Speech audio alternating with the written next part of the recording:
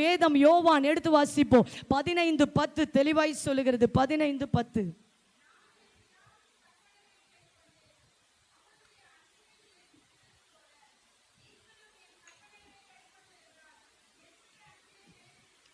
என்னுடைய அன்பிலே. கொடி எங்க ஒட்டிட்டு இருக்கு? அப்போ என் அன்புல நீ நின்றுட்டு இருக்கீன்னா நீ என் கற்பனை என்ன பண்ணுவ? யாரு ஆண்டுடைய வார்த்தையின்படி நடக்கிறார்களோ அவர்களே இயேசுவை நேசிக்கிறவர்கள். ஜெபிக்கிறவங்க இல்ல, வேதத்தை வாசிக்கிறவர்கள் அல்ல, அதன்படி நடக்கிறவர்கள். ஹல்லேலூயா. அவர்களே எப்படிப்பட்டவர்களா? கனி கொடுக்கிறவர்கள். பிரியமானவரே, அப்படின்னா வெறும் பிரேயர் வேஸ்ட், வெறும் பைபிள் ரீடிங் வேஸ்ட். நீங்க எவ்வளவு பைபிள் படிச்சோம், ஒரு வார்த்தை கூட நீங்க ஆண்டவருடைய வார்த்தைக்கு கீழ்ப்படியலனா எல்லாமே உங்களை நீங்க என்ன பண்ணிட்டு இருக்கீங்க? ஏமாத்திக்கிட்டு இருக்கீங்க. நீங்க கனி கொடுக்காத ஒரு செடின்னு அர்த்தம். கனி கொடுக்கவே முடியாது. அப்ப கொஞ்ச நாள்ல வெட்டப்பட்டு அது எங்க தூக்கி போடப்படும்? நரகத்தில் தூக்கி போடப்படும். அப்படின்னா நம்ம செத்த உடனே நம்ம ஆத்துமா எங்க போயிரும்? நரகத்துக்கு போயிருங்க. கனி கொடுக்கிற ஆத்துமா மாத்திரமே பரலோகத்தில் சேர்க்கப்படும். ஹல்லேலூயா. அதுதான் கிறிஸ்தவ வாழ்க்கை. அப்ப பாத்தீங்கன்னா இந்த இப்ப ரெண்டு முக்கியமான விஷயம். முதல் சொன்ன செடி என்ன பண்ணிட்டு இருக்கணும்? ஒட்டிக்கிட்டு இருக்குதுன்னா என்ன அர்த்தம்? இயேசுவை நேசிப்பது என்ற அர்த்தம். எங்க போய் ஒட்டிக்கிட்டியா? அவங்க கூட போய் ஒட்டிக்கிட்டியா அப்படின்னா என்ன அர்த்தம்? அவங்கள ரொம்ப என்ன பண்றாங்க? நேசித்து இணைக்கப்பட்டுட்டாங்கன்னு அர்த்தம். அதே மாதிரிதான் நீங்கள் இயேசுவை நேசிக்கிறீர்கள் என்றால் அவருடைய கற்பனைகளை நீங்கள் கை கொள்ள வேண்டும். ஏங்க நீங்க 50 வசனம் உங்களுக்கு இந்த பைபிள்ல தெரியும்னா ஆண்டவர் வருகையிலையோ நியாய தீர்ப்பு நாள்லையோ உங்கள்கிட்ட 50 வசனம் வச்சுதான் உங்களை என்ன பண்ணுவாரு? கணக்கு கேட்பார். புரியுதா? நியாயப்பிரமாணத்தின் காலத்தில் வாழ்ந்த மக்களை புதிய ஏற்பாட்டு காலத்தின்படி அந்த வசனத்தின்படி தேவன் என்ன பண்ண மாட்டாரு? நியாயம் தீர்க்க மாட்டார். அவங்களுக்கு எது கொடுக்கப்பட்டது? நியாயப்பிரமாணம் தானே. மோசே காலத்தின் சட்டம் என்றால் அந்த காலத்தில் வாழ்ந்தவங்களை எப்படி நியாயம் தீர்ப்பாரு தெரியுமா? அந்த காலத்தில் கொடுத்ததை வச்சுதான். ஏன்னா அவங்களுக்கு தெரியாததை தேவன் என்ன பண்ண மாட்டாரு? கேட்க மாட்டார். நீங்க புதிய ஏற்பாட்டு காலத்தில் வாழ்றீங்களா? அப்ப ஆண்டவர் புதிய ஏற்பாட்டில் இருந்து உங்களை என்ன பண்ணுவாரு? கணக்கு கேட்பார். 50 வசனம்னா 50 வசனத்தை நம்ம என்ன பண்ணுவாரு? எப்படி வாழ்றீங்கன்னு கேட்பாரு. அப்ப பாருங்களேன், அதுக்கேற்ற கிருபைகளை நாம் பெற்றுக்கொள்ளுகிறோம். அதனால நம்ம ரொம்ப ஜாக்கிரதையா இருக்கணும். ஒவ்வொரு வசனத்தையும் நீங்க கை கொள்ளும்போது நீங்கள் கனி உள்ளவர்களாய் மாறுகிறீர்கள். ஹல்லேலூயா. எத்தனை பேர் விசுவாசிக்கிறீங்க? ஒரு அல்லேலூயா சொல்லுமே. ஹல்லேலூயா. அது மாத்திரமல்ல, பாத்தீங்கன்னா அவருக்கு பிரியமானதை செய்யும் பொழுது நீங்கள் கனி கொடுக்கிறவர்களாய் மாறுகிறீர்கள். அவருக்கு பிரியமானது என்னங்க? எபிரேயர் 11:6 சொல்லுகிறது, விசுவாசம் இல்லாமல் தேவனுக்கு பிரியமாயிருப்பது கூடாத காரியம். யார் ஆண்டவரை சார்ந்து வாழுகிறார்களோ அவர்களே தேவனுக்கு பிரியமானவர்கள். அப்படின்னா அதுதான் ஒட்டி கொண்டிருப்பதற்கு அர்த்தம். இப்ப நான் ஒட்டிக்கிட்டு இருக்க கொடியை பத்தி சொல்லிக்கிட்டு இருக்கேன். ஒட்டிட்டு இருக்கிறதுனா என்ன அர்த்தம் சொன்ன? ஆண்டவரை நேசிப்பது அப்படின்னா வசனத்தின்படி நடப்பது. இரண்டாவது, அவரை எல்லா சூழலையும் விசுவாசிப்பது. இதுதான் ஒட்டி கொண்டிருக்கிற அனுபவம். விசுவாசிக்கிறவங்க அல்லேலூயா சொல்லுவோமே. ஹல்லேலூயா. அப்படின்னா அந்த ஒட்டுறதுனா என்னங்க? சார்ந்து இருக்கிறதுங்க. சார்ந்து இருக்கிறது, ஆண்டவரே சார்ந்து இருக்கிறது. அப்படின்னா என் உள்ளத்திலிருந்து யார் தெரியுமா நீங்க சார்வீங்க? உங்க இருதயத்தின் ஆழத்திலிருந்து யாரை நேசிக்கிறீர்களோ அவர்களே நீங்கள் சார்ந்து கொள்ளுவீர்கள். இதுதான் மனிதனுடைய இயல்பு. அப்ப நீங்க யாரை சார்ந்திருக்கீங்க? எல்லாத்துக்குமே ஒரு மனிதனையே சார்ந்திருக்கிறீங்களா? சிலர் பணத்தையே சார்ந்திருப்பாங்க. சிலர் மனிதர்களை என்ன பண்ணுவாங்க? பலமாய் வைத்துக் கொள்வார்கள். நோ. அப்படின்னா நீங்க உங்க இருதயத்தின் ஆழம், முழு இருதயம் யாருக்கு கொடுத்திருக்கீங்க? அவங்களுக்கு கொடுத்திருக்கீங்க. ஆனால் நீங்க எல்லா சூழலையும் இயேசுவை சார்ந்து கொள்ளுகிற ஒரு நபர் என்றால் உங்கள் இருதயத்தின் ஆழத்தின் வேர் எப்படிப்பட்டதாயிருக்கு? இயேசுவை நேசிக்கிறதாயிருக்கிறது. ஹல்லேலூயா. இதுதான் இயேசுவை நேசிப்பதற்கான மிக அடையாளம். எத்தனை பேர் ஒத்துக்கொள்றீங்க? ஒரு அல்லேலூயா சொல்லுவோமே. ஹல்லேலூயா. அதனால தான் ஆண்டவர் தெளிவாய் சொல்றார், என் கற்பனை பிதாவின் சித்தம் அதுதான் இந்த வேத வார்த்தைகள். இதன்படி நடக்கிறவர்களே எனக்கு எப்படி இருக்கிறார்கள்? தாயாய் இருக்கிறார்கள். ஆண்டவருக்கு நீங்க அம்மாவா மாறுவீங்களா? முடியுமா? என்னது அவர் வயசு என்ன? அவர் என்ன அல்பா ஒமேகா? நான் எப்படி அவருக்கு அம்மாவா மாறுறது? அவர் தாங்க சொல்றாரு, நீ என் வார்த்தையின்படி, என் பிதா கொடுத்த இந்த வார்த்தை தான் நான் உனக்கு கொடுத்திருக்கேன். இந்த வார்த்தையின்படி நீ நடந்தா நீ யார் எனக்கு அம்மா? நீ யார் எனக்கு சகோதரி? நீ யார் எனக்கு என் மனவாளி என்று அழைக்கிறா. ஹல்லேலூயா. சிலரை மனவாட்டியாய் பார்க்கிறா, சிலரை சகோதரியாய் பார்க்கிறார், சிலரை தாயாய் பார்க்கிறார். யாரு? இயேசுவை நேசிக்கிறவர்கள். அவர்கள் யார்? அவர் கற்பனையின்படி நடக்கிறவர்கள், எப்பொழுதும் அவரை மாத்திரமே தஞ்சமாய் சார்ந்து கொண்டு வாழுகிறவர்கள். ஆர்டினரியான சாதாரண நாட்களில் நீங்கள் இயேசுவை நம்புவது எளிது. ஆனால் கடினமான பாதை வரும் பொழுது, துன்பமான பாதை வரும் பொழுது இயேசுவை சார்ந்து கொள்ளுகிறீர்களா? அங்கதான் உங்க விசுவாசம் சோதிக்கப்படும். சாதாரணமா இருக்கும்போது பைபிளை பிடிச்சி நான் ஆண்டவர் தான் அப்படின்னு சொல்றது ஈஸி. ஆனா போராட்டம் வரும் பொழுது, கஷ்டமான பாதை உங்கள் வாழ்வில் வரும்போது இயேசுவை சார்கிறீர்களா? மனிதர்களை சார்கிறீர்களா? பணத்தை சார்ந்து கொள்ளுகிறீர்களா?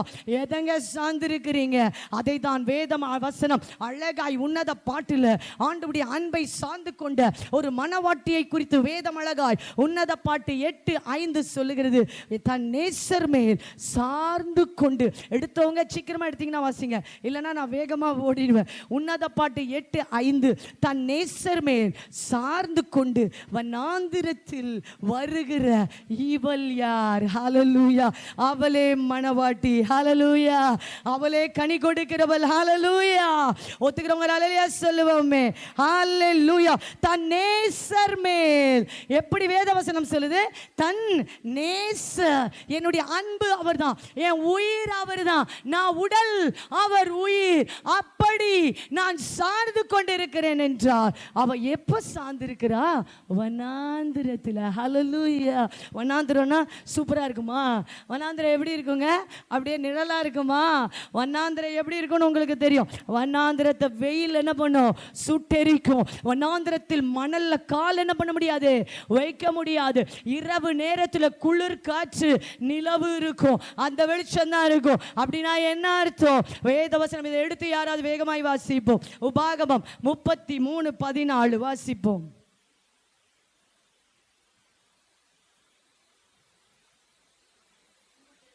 சூரியன் பக்குவப்படுத்தும் அருமையான கனிகளினாலும், சந்திரன் பக்குவப்படுத்தும் அருமையான பலன்களினாலும். போதும், மெயினான வசனம் இதுதான். சூரியன் என்ன பண்ணுமா? எதையா?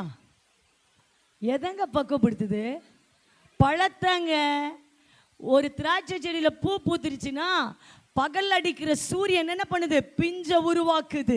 திருப்பி மறுநாள் அதை முத்த பண்ணுது. இப்படி கொஞ்ச நாள் முதிர்ச்சி அடைந்து இரவில் உதிக்கிற அந்த சந்திரனும் அந்த பழத்தை என்ன பண்ணுகிறது? பக்குவப்படுத்தி அதை கனியாய் மாற்றி தருகிறது. அல்லேலூயா. எந்த மனிதன் இயேசுவோடு ஒட்டி கொண்டிருக்கிறானோ அந்த மனுஷனுக்கு தான் போராட்டம் வரும். அதான் ஆண்டவர் சொன்னார், உலகத்தில் உனக்கு உபத்திரவம் உண்டு. அவனுக்கு தான் துன்பம் வரும். என்ன சிஸ்டர் துன்பம், போராட்டம், உபத்திரம்? அதுதான் உண்மை. வேதவசனம் பவுல் அழகா சொல்லுகிறார், அநேக உபத்திரவங்களினால் எங்கே போக முடியும்? தேவனுடைய ராஜ்யத்திற்கு.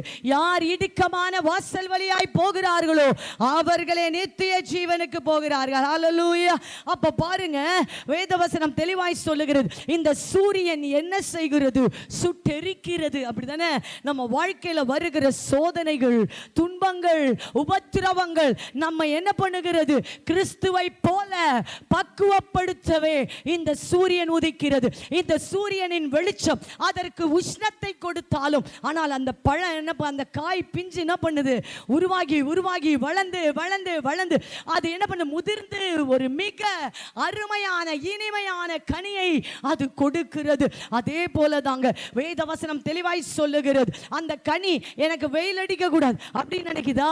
அந்த குட்டி பார்த்தீங்கன்னா பூ பிஞ்சும் எனக்கு வெயில் வேண்டான்னு நினைச்சதுன்னா அது உதிர்ந்து என்ன பண்ணணும்? கீழே தான் விழணும். அந்த வெயிலை எந்த பிஞ்சு தாங்கிக் கொள்ளுகிறதோ அது முதிர்ச்சி அடைந்து அது கனியாய் மாறும். அல்லேலூயா. அதை தான் வேதவசனம் அழகா யாக்கோபு 1:12 எல்லாருக்கும் தெரிந்த வசனம், வாசிக்க வேண்டாம். சோதனையை சகிக்கிற மனுஷன் பாக்கியவான், அவன் உத்தமன் என்று விளங்கும் பொழுது கர்த்தர் தம்மிடத்தில் அன்பு கூறு. பாருங்க, அன்பு கூறுகிறவர்களுக்கு வாக்குத்தத்தம் பண்ணின ஜீவ கிரீடத்தை பெறுவான். யாருக்குங்க சோதனை? தன்னிடத்தில் அன்பு கூற. சொல்லுங்க பாப்போமே, யாருக்கு சோதனை துன்பம் உபத்திரம் வருது? புறஜாதி நல்லா தான் இருப்பான், இவன் நல்லா இருக்கானே, பைபிள் தூக்கிட்டு போற நான் எல்லாம் கஷ்டப்படுறேன், ஆண்டவருக்காய் வாழ்ற நான் எல்லாம் கஷ்டப்படுறேன். நீங்க தான் கரெக்டா போறீங்கன்னு அர்த்தம், நீங்க தான் சரியா இருக்கீங்கன்னு அர்த்தம். ஆண்டவர் சொல்ல, தன்னிடத்தில் அன்பு கூறுகிறவனுக்கே சோதனைகள் வருகிறது, அவனே ஜீவ கிரீடத்தை பெறுவான். எப்பொழுது அந்த காய் என்ன ஆகிறது? முத்தி, அது முதிர்த்தி அடைந்து பழமாய் மாறி ஆண்டவர் தேடி வரும் பொழுது அது இனிமையான திராட்சை பழமாய் அவர் ருசிக்க இனிமையானதாய் மாறும் பொழுது உனக்கு கிரீடம் உண்டு. அப்படின்னா ஆவியின் உலகத்தின் மேல் உனக்கு அதிகாரம் உண்டு. ஹல்லேலூயா! யாரு ஆவிக்குரிய உலகத்தை கட்டுப்படுத்த முடியும்னா இந்த இனிமையானவர்கள், இந்த திராட்சை பழத்தை போல் மாறுகிறவர்கள். எத்தனை பேர் விசுவாசிக்கிறீங்க? ஒரு அல்லேலூயா சொல்லுங்களேன். ஹல்லேலூயா! அப்ப பாருங்க, சோதனையை ஏற்றுக்கொள்ளுகிறவர்களே உத்தமர்கள் என்று வேதம் சொல்லுகிறது. தன்னிடத்தில் அன்பு கூறுகிறவர்கள் என்று வேதம் சொல்லுகிறது. யார் அன்பு கூறுகிறவர்கள்? சோதனையை ஏற்றுக்கொள்ளுகிறவர்கள். இதுதான் சூரியனால் பக்குவப்படுத்துகிற பழம். சந்திரனால், சந்திரன் கூட பக்குவப்படுத்துமா? ஆமாங்க, இரவுல அதுல இருந்து ஏதோ என்ன இருக்கு, சில பவர் அந்த செடிக்கு போய் என்ன பண்ணுது, அது பக்குவப்படுது. அது எப்படி அப்படின்னா என்ன அர்த்தம் பாருங்க, சந்திரனால சுயமாய் செயல்பட முடியாது.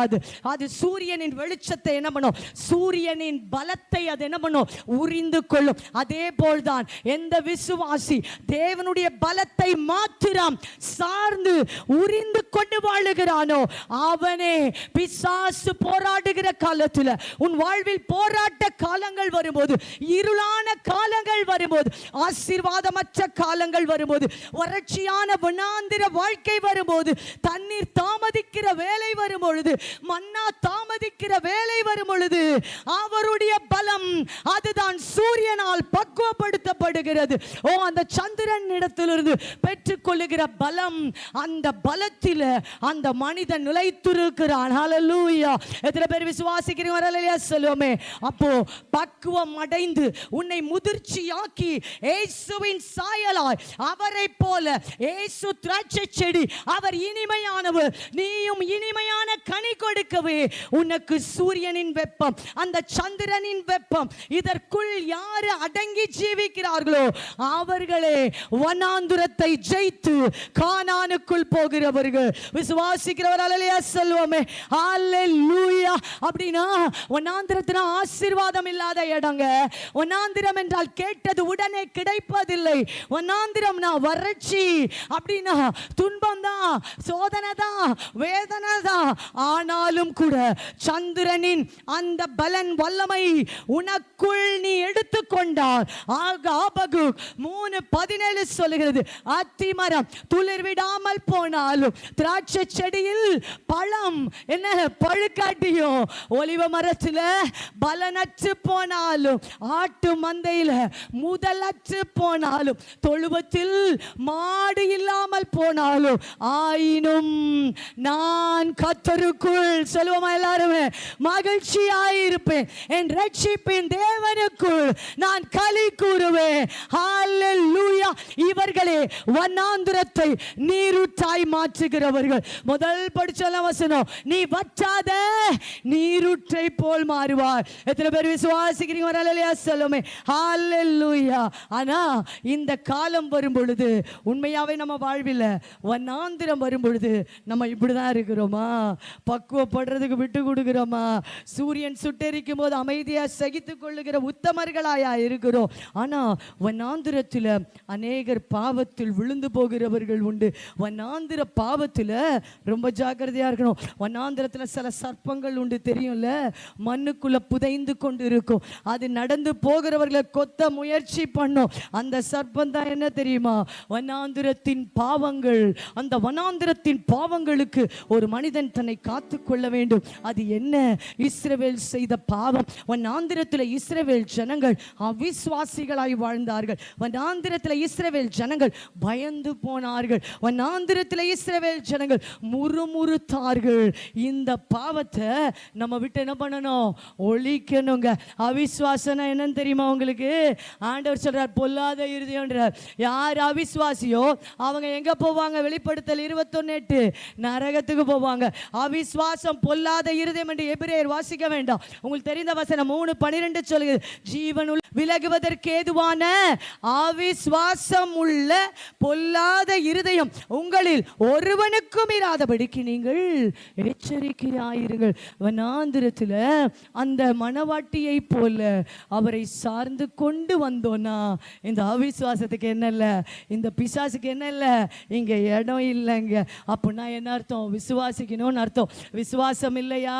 சோதனை, துன்பம், போராட்டம் வரும்போது, வெயில் எரிக்கும் பொழுது ஆண்டோட சமூகத்தில் உட்காரணும். விசுவாசத்தை துவக்கிறவர் முடிக்கிறவர் இடத்துல கேட்கணும், ஆண்டவரே என்னை பலப்படுத்துங்க விசுவாசத்தில். என்ன விசுவாசத்தில் ஆபிரகாமை போல எபிரேயர் 11 இருக்க பட்டியலிட்ட ஹீரோஸ் பார்த்தீங்கன்னா, ஃபெய்த் ஹீரோஸ், அவங்கள மாதிரி என்ன பண்ணுங்க, மாத்துங்க ஆண்டவரேன்னு கேட்கிறவர்களுக்கு நிச்சயமாய் விசுவாசம் வளர்க்கப்படும். ஹல்லேலூயா.